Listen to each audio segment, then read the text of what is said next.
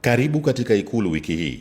Ni muhtasari wa matukio yaliyofanywa na Mheshimiwa Dr. Samia Suluhu Hassan, Rais wa Jamhuri ya Muungano wa Tanzania, kuanzia tarehe 9 Februari hadi tarehe 15 Februari mwaka huu 2026. Wiki hii inaangazia katika kukuza diplomasia ya uchumi na uwekezaji, uhusiano wa kikanda na kuhakikisha upatikanaji endelevu wa maji na mifumo salama ya usafi wa mazingira ili kufikia malengo ya Ajenda 2063 ya Umoja wa Afrika. Tarehe 9 Februari mwaka 2026, Mheshimiwa Dr. Samia Suluhu Hassan, Rais wa Jamhuri ya Muungano wa Tanzania, aliwaapisha viongozi mbalimbali aliowateua hivi karibuni Ikulu jijini Dar es Salaam. Aidha, Mheshimiwa Rais Dr. Samia alisema kuwa maendeleo ya taifa yanahitaji mabadiliko ya vitendo katika uwekezaji, uwajibikaji wa haraka na ulinganifu wa sera na mipango na kasi ya mahitaji pamoja na matarajio ya wananchi.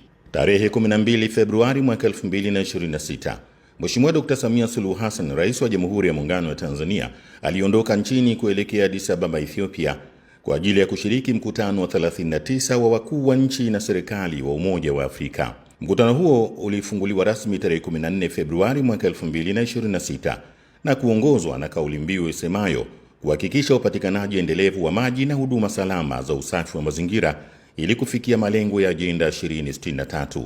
Tarehe 13 Februari mwaka 2026, Mheshimiwa Dr. Samia Suluhu Hassan, Rais wa Jamhuri ya Muungano wa Tanzania, ameshiriki mkutano wa kamati ya wakuu wa nchi na serikali wa Afrika.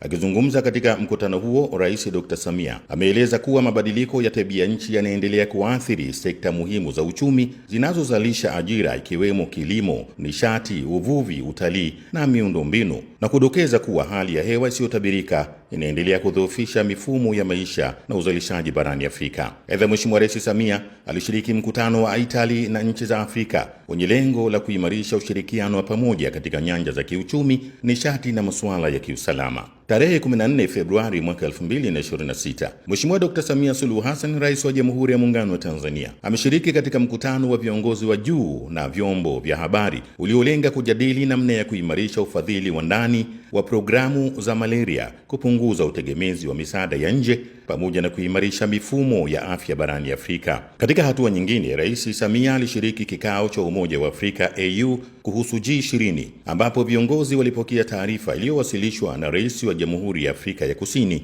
Mheshimiwa Cyril Ramaphosa. Tarehe 15 Februari mwaka 2026, Mheshimiwa Dr. Samia Suluhu Hassan, Rais wa Jamhuri ya Muungano wa Tanzania, amekutana na kufanya mazungumzo na Naibu Katibu Mkuu wa Umoja wa Mataifa Bi Amina Mohamed. Katika hatua nyingine, Rais Samia ameendelea kuimarisha diplomasia ya kimkakati kupitia mazungumzo ya pande mbili aliyoyafanya na viongozi wa nchi mbalimbali. Ni hayo tu tuliyokukusanyia kwa leo. Ungana nasi tena juma lijalo kwa muhtasari mwingine wa Ikulu wiki hii.